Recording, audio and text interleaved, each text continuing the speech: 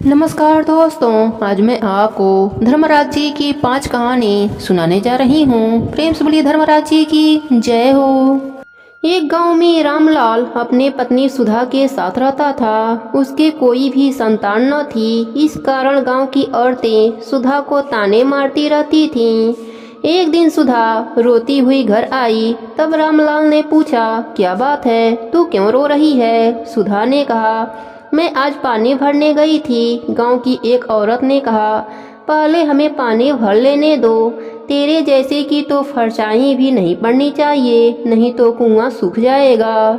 मेरी आंखों में आंसू आ गए और मैं रोती हुई वापस आ गई। रामलाल ने उसे समझाया, तुम चिंता मत करो, भगवान की कृपा से हमारे घर में किसी भी चीज की कमी नहीं है। केवल संतान का सुख हमें नहीं मिला।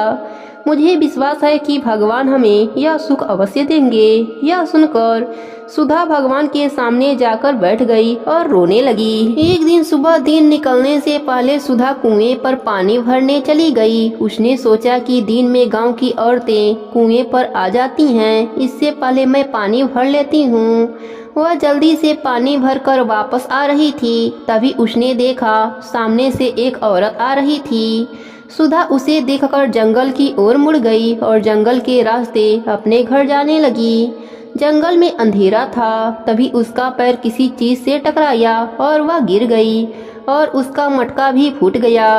जब वह उठी तो उसने देखा सामने बड़ा सा पीपल का पेड़ था और सारा पानी उसी पेड़ के जड़ में चला गया। वह खड़ी होकर फूटा हुआ मटका देख रही थी। तभी पीपल के पेड़ से आवाज आई। सुधा डर गई। फिर उसने ध्यान से देखा, यह आवाज पीपल के पेड़ से ही आ रही थी। पीपल देव ने कहा, बेटी, तुमने आज कई वर्षों के बाद मेरी प्यास बुझाई है। गांव के पीपल को तो लोग जल चढ़ाते हैं, उसे सींचते हैं, लेकिन जंगल में जो पीपल है उसे कोई भी नहीं सींचता। सुधा ने डरते हुए कहा, आप कौन हैं और पेड़ होते हुए भी हम इंसानों की तरह कैसे बोल सकते हैं? पीपल देव ने कहा, मैं पीपल देवता हूँ। बताओ बेटी, मैं तुम्हारे लिए क्या कर सकता हूँ? यह सुनकर सुधा रोने लगी। उसने सारी बात पीपल देवता को बताई। पीपल देव ने उसकी बात सुनकर कहा, तुम्हें पुत्र की प्राप्ति हो सकती है। इसके लिए तुम्हें नित्य नियम से पीपल को पूरे माह सींचना पड़ेगा और प्यासों को जल पिलाना पड़ेगा। इसके पुण्य से तुम्हारा गोद भर जाएगा। अगले दिन से ही सुधा पीपल सींचने लगी। एक दिन पीपल देवता ने कहा, तुम्हारे तपस्या के फल में मैं तुम्हें पुत्र दे रहा हूँ, किंतु यह पुत्र तुम्हारे साथ केवल 21 वर्ष तक ही जीवित रहेगा। जब यह 21 वर्ष का होगा तो तुम्हें छोड़कर चला जाएगा। सुधा को उस समय पुत्र चाहिए था, इसलिए उसने हाँ कह दिया। इस प्रकार सुधा को कुछ माह बाद एक पुत्र हुआ।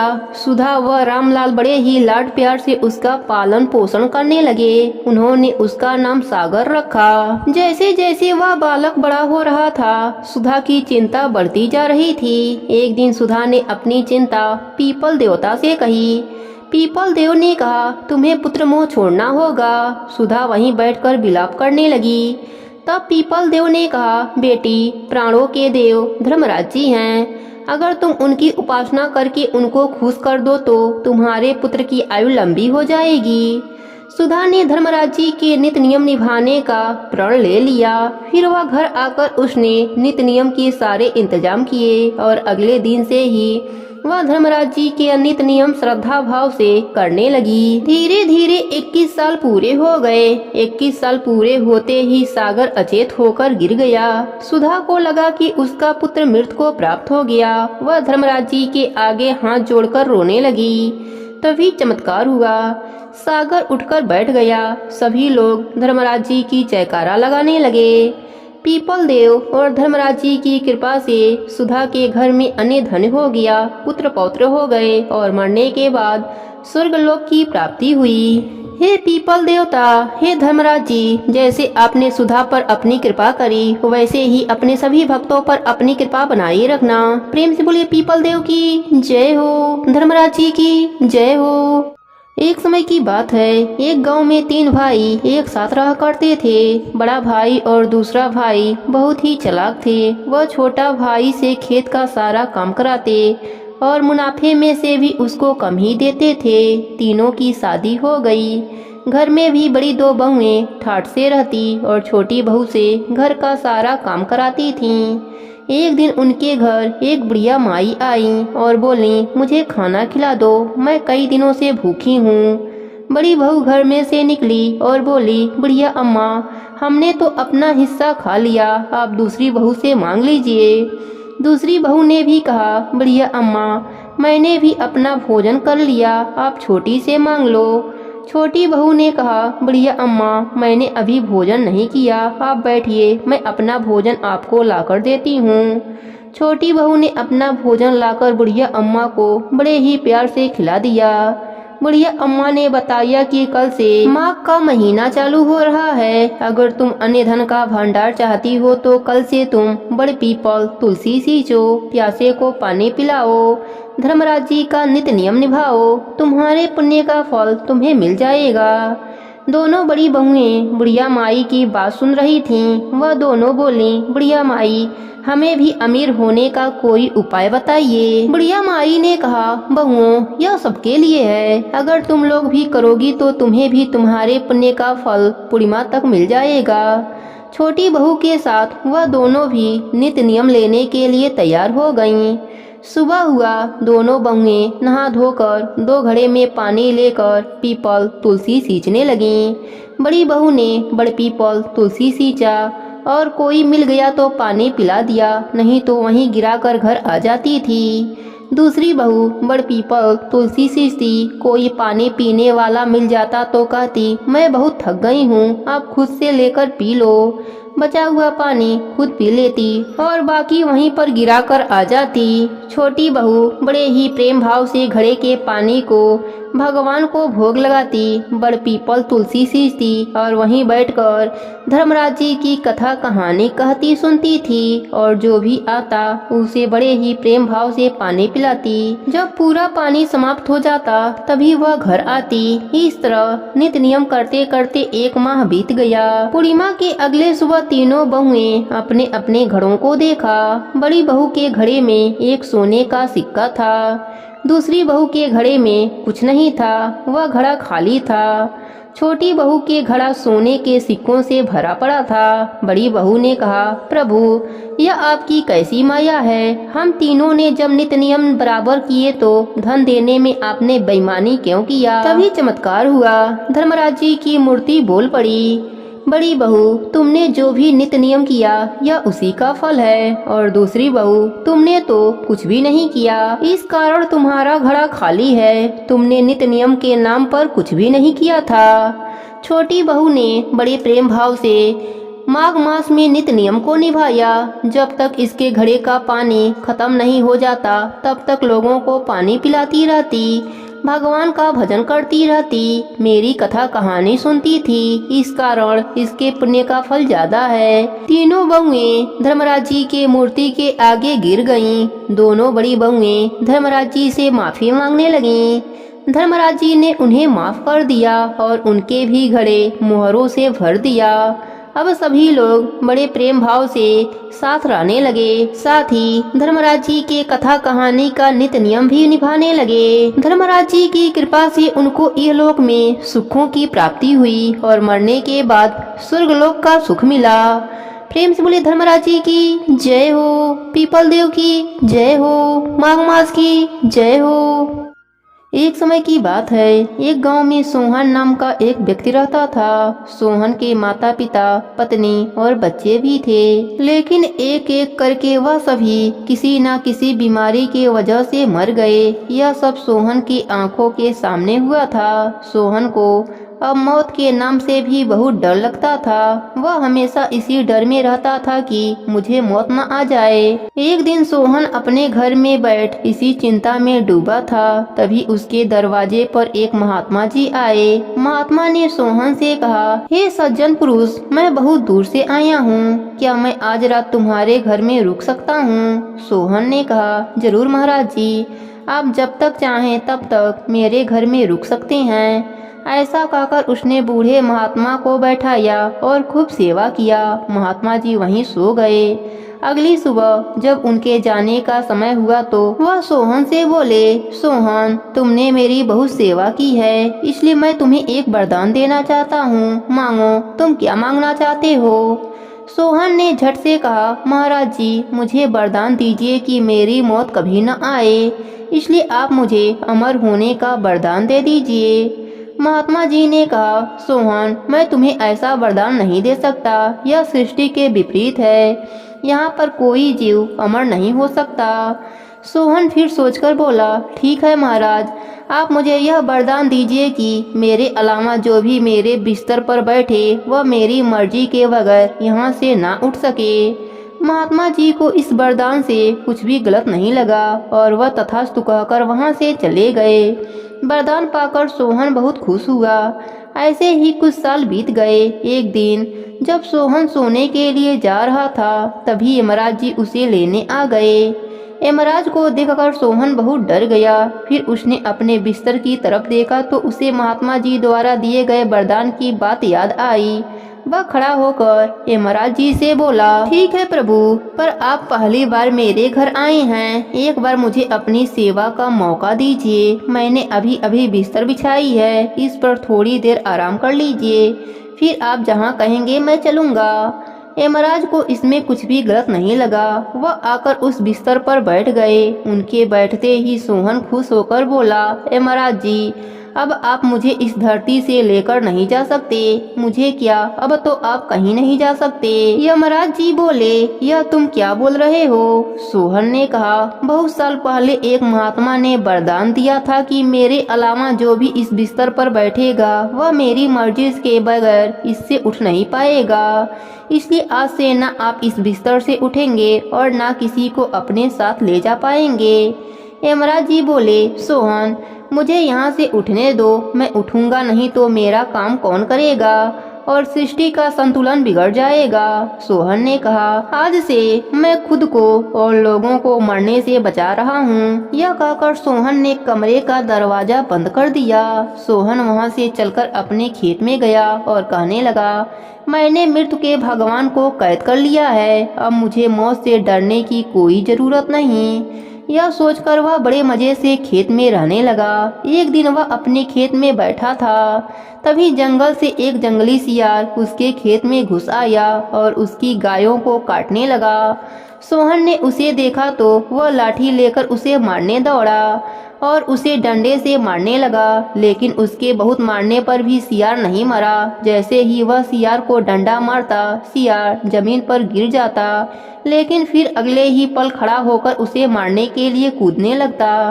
ऐसा बहुत देर तक चलता रहा और आखिरकार सोहन का डंडा टूट गया। सोहन ने कहा, हे प्रभु, यह सियार मुझे मार तो नहीं सकता, पर यह मुझे काटेगा तो बहुत दर्द होगा। यह सोचकर वह भाग खड़ा हुआ। सियार भी उसके पीछे पीछे भागने लगा। भागते भागते सोहन ने देखा कि जंगल के सभी जानवर गांव में घुस आए हैं और लोग उनके डर से यहाँ वहाँ भाग रहे हैं। सोहन जल्दी से अपने घर के अंदर गया। यमराज जी ने कहा, अगर मैं अपना काम नहीं करूँगा तो सृष्टि का संतुलन बिगड़ जाएगा। सोहन ने कहा, आप क्या कहना चाहते हैं। यमराज जी ने कहा, कोई भी जीव जंतु या इंसान अमर नहीं हो सकता, सबको एक दिन मरना ही पड़ता है। जीवन और मृत्यु संसार का नियम है। अगर मैं किसी को ना मारूं तो दुनिया बड़े बड़े जानवरों, सांपों, मछलियों और इंसानों से भर जाएगा और सब तरह हाहाकार मच जाएगा।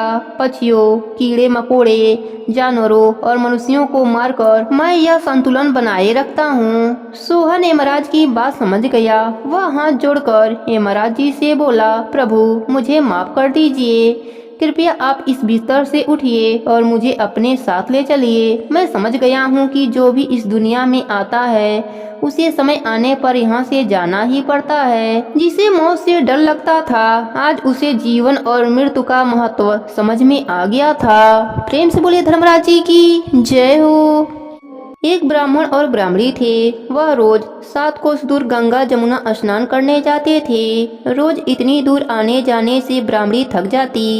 एक दिन ब्राह्मणी कहती है कि कोई बेटा होता तो बहू आ जाती। घर वापस आने पर खाना बना हुआ मिलता, कपड़े धुले हुए मिलते। ब्राह्मण कहता है कि तूने बहुत बढ़िया बात कही है, चल मैं तेरे लिए बहू ला देता हूँ। ब्राह्मण फिर बोला कि एक पोटली में थोड़ा सा आटा बांध दे, उनमें थोड़ी मोहर असरफी डाल दे। उसने पोटली बांध दी और ब्राह्मण पोटली लेकर चल दिया। चलते चलते कुछ दूर एक गांव में जमुना जी के किनारे बहुत सी सुंदर लड़कियां मिट्टी का घर बनाकर खेल रही थीं। जब शाम हुआ तो सब घर जाने लगे। सबने अपना बनाया हुआ घर बिगाड़ दिया, परंतु एक लड़की बोलती है कि मैं तो अपना घर नहीं बिगाड़ूंगी, मुझे तो रहने के लिए यह घर चाहिए।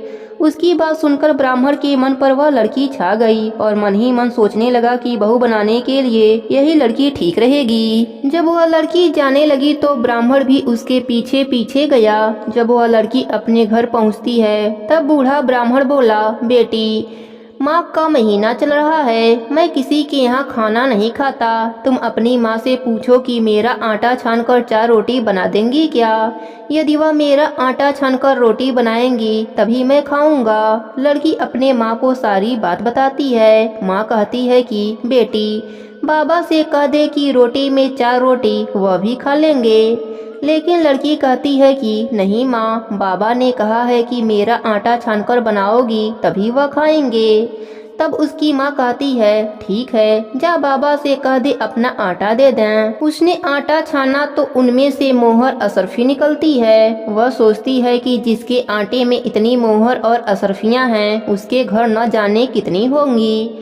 जब ब्राह्मण रोटी खाने बैठा तो लड़की की माँ बोली, बाबा तुम लड़के की सगाई करने जा रहे हो? बाबा बोला कि मेरा लड़का तो काशी पढ़ने गया हुआ है, लेकिन अगर तुम कहो तो मैं खड़ कटोरे से तेरी बेटी को ब्याह कर साथ ले जाऊं। लड़की की माँ बहुत खुश हुई और उसने अपने लड़की की ब्याह कटोरे से कराकर विदा कर दिया। बूढ़ा ब्राह्मण अपने साथ घर बहू को लाया। उसने दरवाजा खटखटाया और कहा, दरवाजा खोल, मैं तेरे लिए बहू लाया हूँ, आकर बहू का स्वागत सत्कार कर।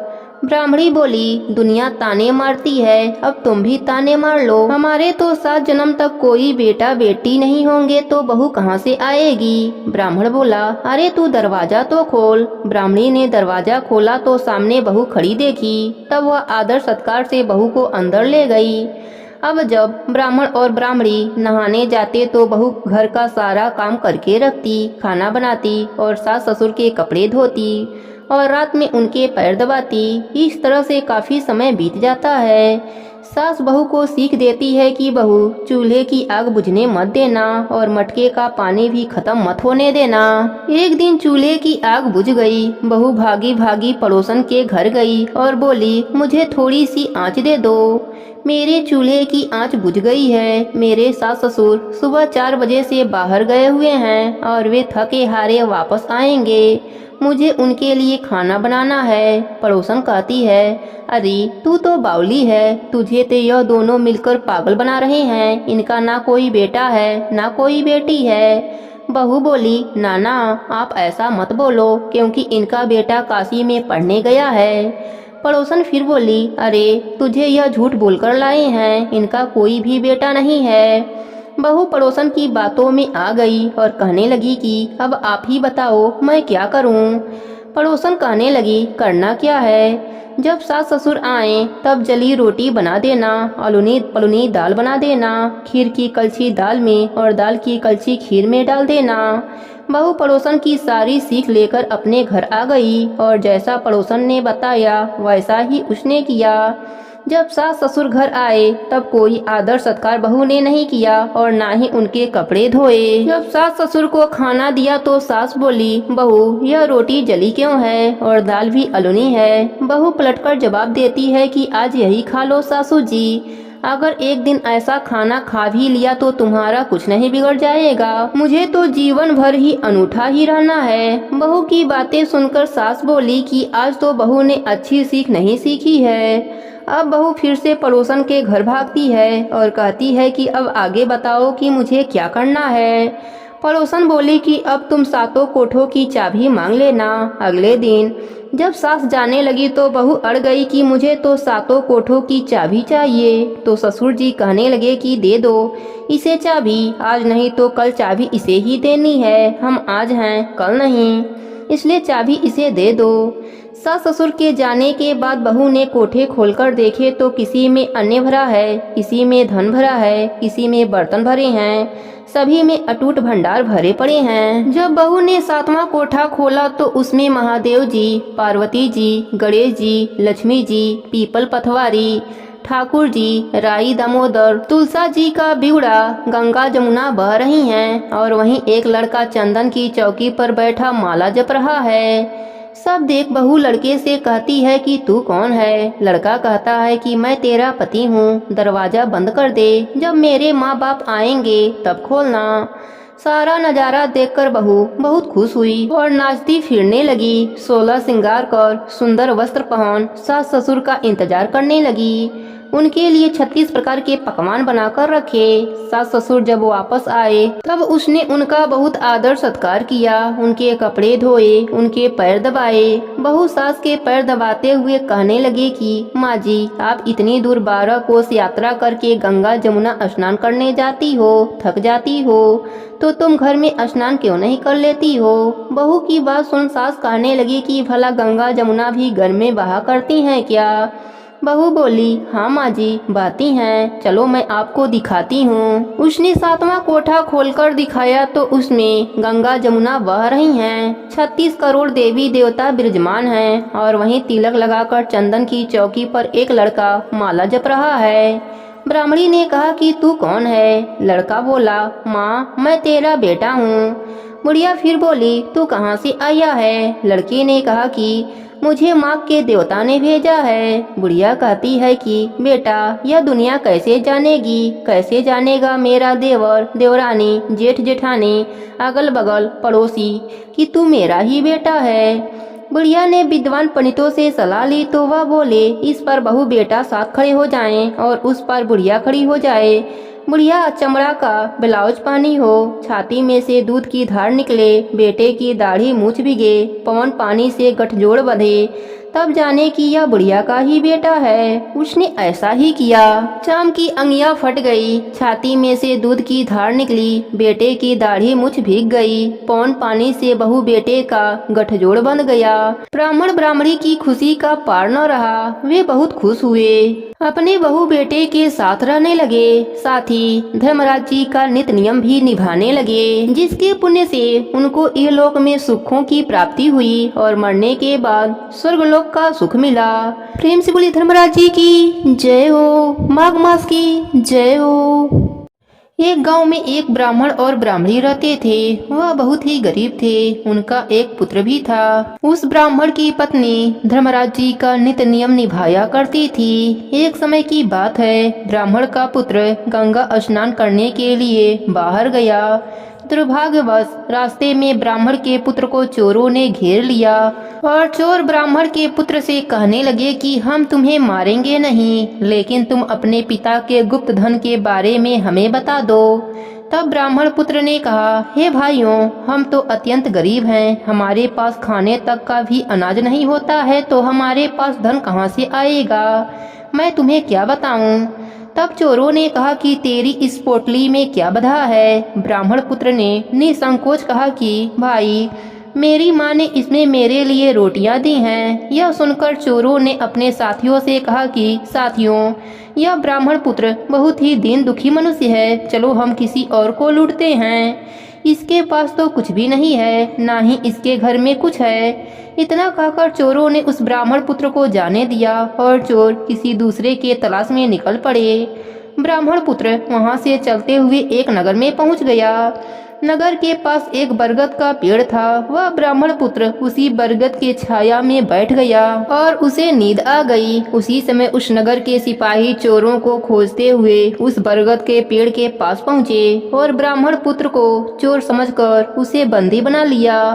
सिपाही बंदी बनाकर ब्राह्मण पुत्र को राजा के पास ले गए। राजा ने उसे कारावास में बंद करने का आदेश दे दिया। इधर जब पुत्र वापस नहीं आया तो ब्राह्मण और ब्राह्मणी को बड़ी चिंता हुई। वह सोचने लगे कि हमारे पुत्र को घर आने में बहुत देरी हो गया है, अभी तक वापस नहीं आया, पता नहीं क्या बात है। अगले दिन ब्राह्मणी धर्मराज जी का पूजन किया और कहानी सुनी। साथ ही भगवान से मन ही मन अपने पुत्र की कुशलता के लिए प्रार्थना करने लगी। भगवान ने उस ब्राह्मणी की प्रार्थना स्वीकार कर लिया। उसी रात धर्मराज जी उस राजा को सपने में आदेश दिया कि वह बालक चोर नहीं है, उसे प्रातः काल छोड़ दो, अन्यथा तुम्हारा सारा राज्य वैभव नष्ट हो जाएगा। प्रातः काल जब राजा उठा तो उसने धर्मराज जी की आज्ञा के अनुसार उस बालक को कारावास से मुक्त कर दिया। बालक ने अपनी सारी कहानी राजा को सुनाई। सारा वृतांत सुनकर राजा ने अपने सिपाहियों को उस बालक के घर भेजा और ब्राह्मण और ब्राह्मणी को दरबार में बुलाया गया। ब्राह्मण और ब्राह्मणी बहुत ही डर गए थे कि पता नहीं हमसे क्या गलती हुई है, राजा ने हमें क्यों बुलाया है। डरते डरते वह राजा के महल में पहुँचे। राजा ने उन्हें भयभीत देखकर कहा कि हे ब्राह्मण, आप भयभीत ना हो, आपका बालक निर्दोष है। राजा ने ब्राह्मण को 5 गांव दान में दे दिया, जिससे कि वे सुखपूर्वक अपना जीवन व्यतीत कर सकें। ब्राह्मण और ब्राह्मणी राजा को बहुत ही धन्यवाद दिया और खुशी खुशी अपने पुत्र को लेकर अपने घर लौट आए।